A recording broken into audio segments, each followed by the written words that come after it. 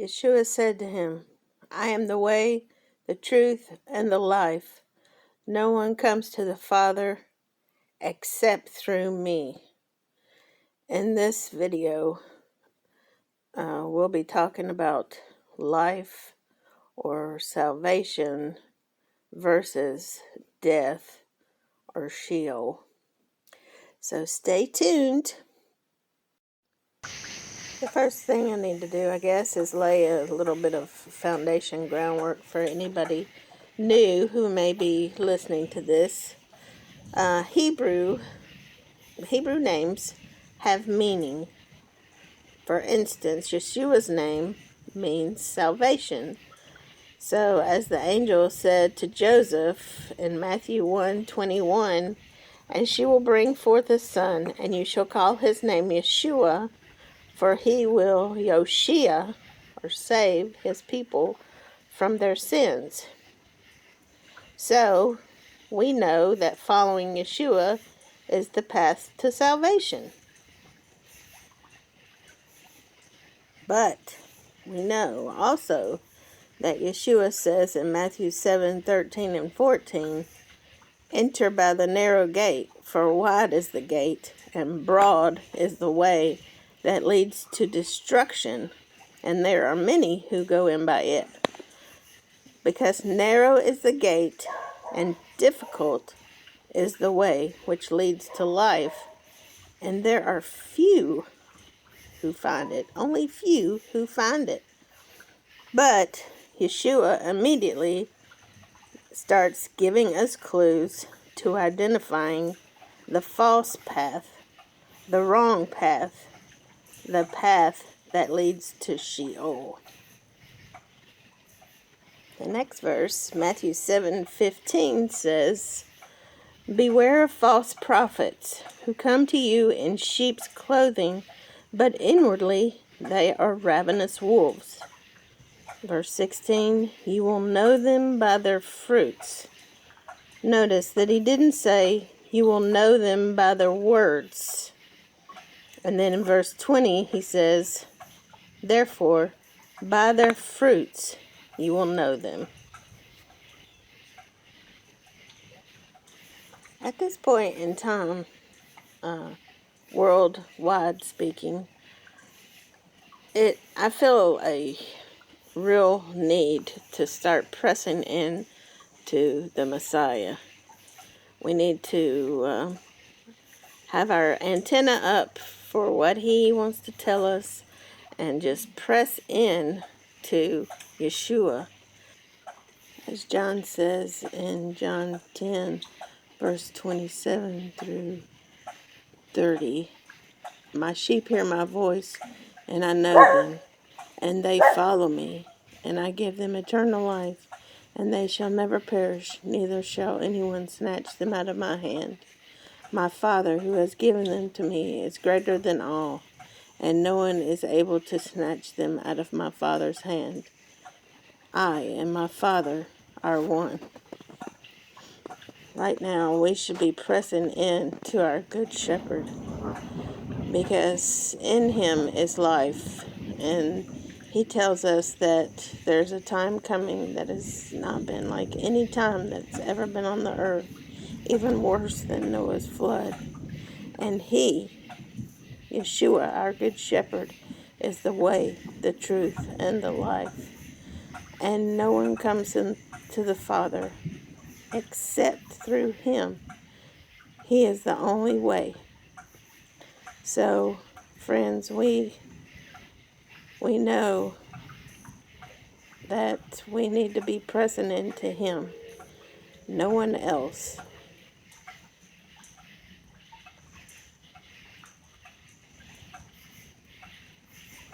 Alright, like I said, it is imperative at this point in time, at this 11th hour, that we hone in on the goal, that we find the narrow gate. Yeshua tells us, no one can serve two masters, for either he will hate the one and love the other, or else he will be loyal to the one and despise the other. You cannot serve God and mammon. That's in Matthew 6:24. Granted, we're not talking about mammon here. but we're talking about letting someone share Yeshua's spotlight. This should not be. Yeshua says, I am the way, the truth, and the life. No one comes to the Father except through me. John 14:6. There are too many who are attempting to go to the Father through someone else. We have to search for the narrow gate because the whole Christian world is on this wide road. Get off the wide road that leads to Sheol, the road that leads to death. Why am I harping on this? Especially to people who are already trying to follow Torah?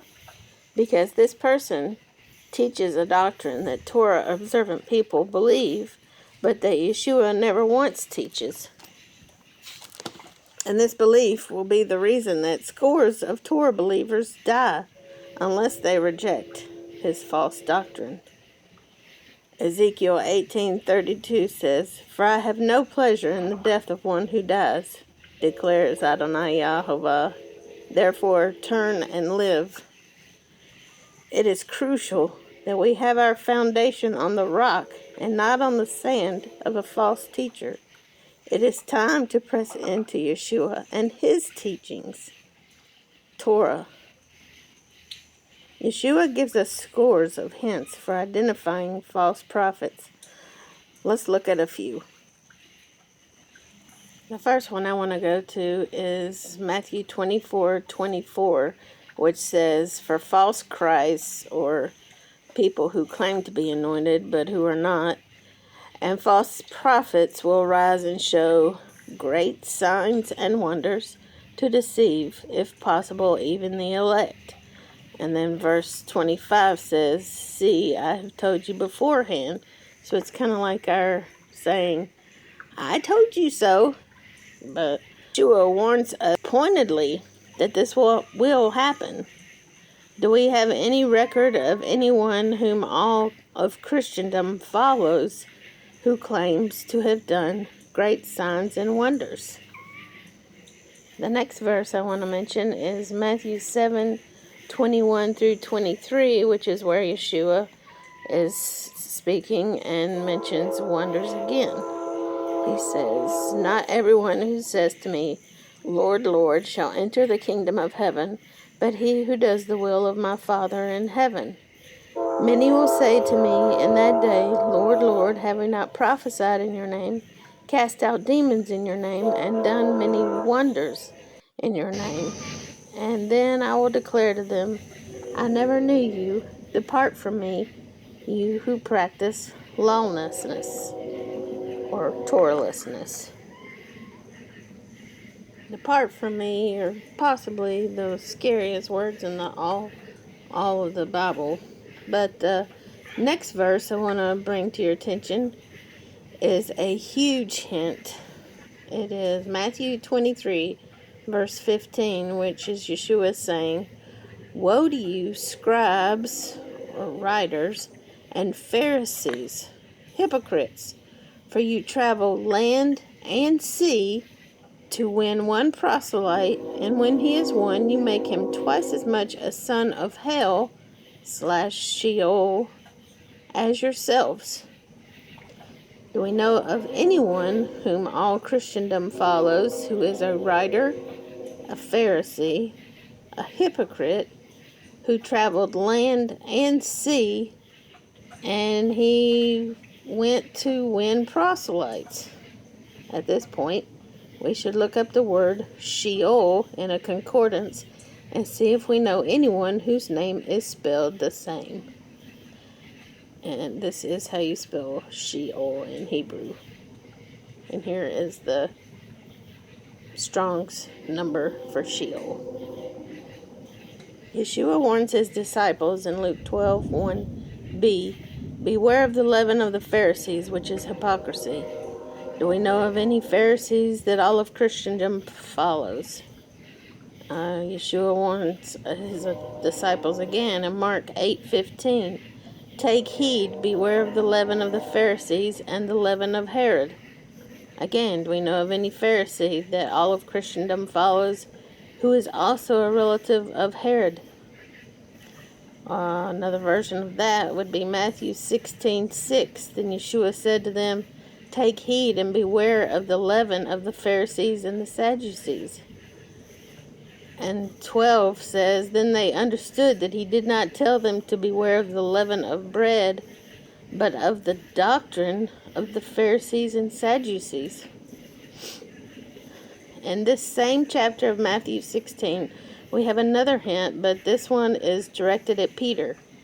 16:18 says, "And I also say to you that you are Peter, and on this rock I will build my church, and the gates of Hades/Sheol shall not prevail against it."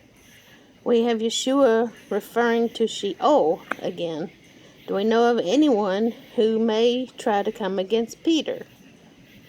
Especially that whose name is spelled Shin, Aleph, Vav, Lamed.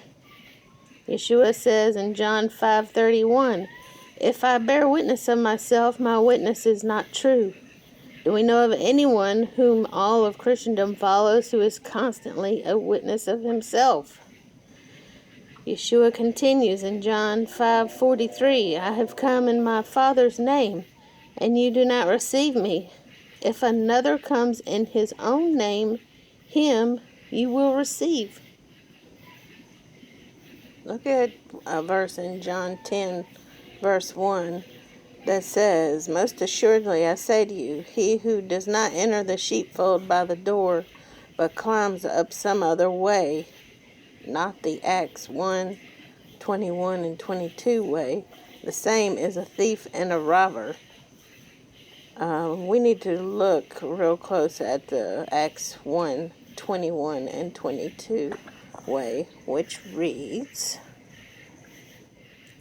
"Therefore of these men who have accompanied us all the time that Adonai Yeshua went in and out among us, beginning from the baptism of John to the day when he was taken up from us, one of these must become a witness with us of his resurrection." Do we know of anyone whom all Christendom follows who climbed up some other way? Do we know anyone who admits to stealing or robbing? The most pointed hint we have is in Revelation, which was written after every New Testament writer was dead except John. This example was brushed aside as something idle that Yeshua says, but nothing Yeshua ever said is idle. Revelation was given to John specifically for our generation so we should be and are expected to be familiar with all of Yeshua's references. In other words, Revelation was not sealed like Daniel was sealed. We find this hint in Revelation chapter 2, verse 1 and 2, which reads, "To the angel of the church of Ephesus," which was the Ephesians, "write, these things says he who holds the 7 stars in his right hand, who walks in the midst of the 7 golden lampstands. I know your works, your labor, your patience, and that you cannot bear those who are evil. And you have tested those who say they are apostles and are not, and have found them liars." Surely we know someone whom everyone in Christendom follows who went to Ephesus, who claims to be an apostle, even though not a single real apostle calls them one, but whom the Ephesians rejected. Remember that Ephesus is in Asia.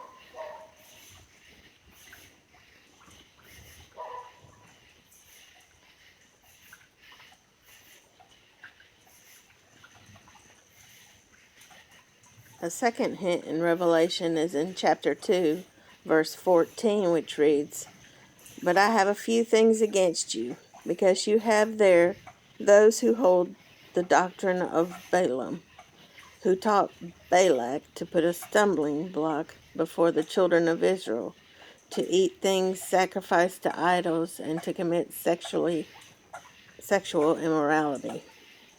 Now, do we know of anyone whom all of Christendom follows who said that idols are nothing? Do you remember how I said that Revelation was written after all the writers of the New Testament were dead except John?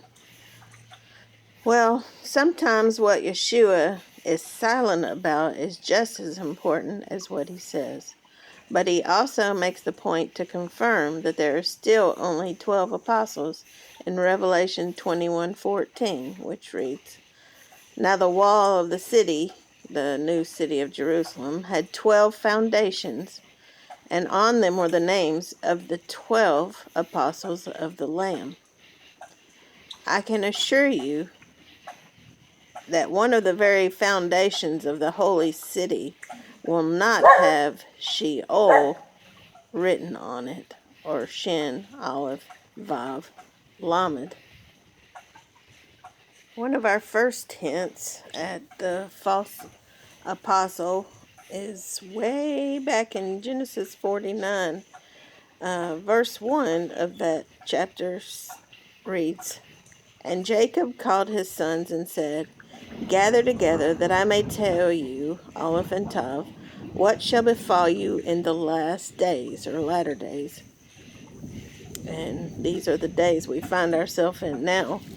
But look at verse 27 of the same chapter, chapter 49, which reads, "Benjamin is a ravenous wolf. In the morning he shall devour the prey, and at night he shall divide the spoil." Now, do we know of anyone from the tribe of Benjamin that all of Christendom follows who devoured Christians in the beginning, but ended up just dividing them in these last days? For instance, into over 10,000 denominations. Yeshua hints at this verse also. We already went over this verse, but it's Matthew 7:15, where he says, "Beware of false prophets, who come to you in sheep's clothing, but inwardly they are ravenous wolves. You will know them by their fruits." In closing, I'd like to leave you with a couple of verses of Yeshua. One being Matthew 10:28, which reads, "And do not fear those who kill the body, but cannot kill the soul, but rather fear him who is able to destroy both soul and body in hell/Sheol." My Bible has it as him being Yeshua, but I think Yeshua was hinting again and warning about those who kill both soul and body in hell through deceit. Just my personal opinion there. And then the last verse I want to leave with you is Matthew 23:13. It's Yeshua speaking. And he says, "But woe to you, scribes and Pharisees, hypocrites, for you shut up the kingdom of heaven against men, for you neither go in, nor do you allow those who are entering to go in." And I would remind you, I know one of the arguments is that, this person's writings are in the New Testament, so the Father had to want his writings in there. And I think back to the story of Adam and Eve in the garden.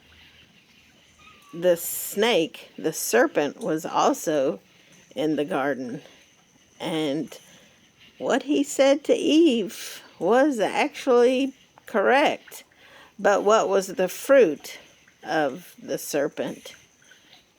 The serpent actually had them thrown out of heaven through what he said. Not that it was deceitful, maybe a little, but his fruit was rotten. But anyway, I hope you pray about this, and and keep your heart open to what Yeshua says and the warnings he gives us, because these are the last days and we don't want to be deceived, but we just need to press more closely into our Messiah, Yeshua. I appreciate you listening. Thank you for joining me, and blessings to you. B'Shem Yeshua HaMashiach. Shalom.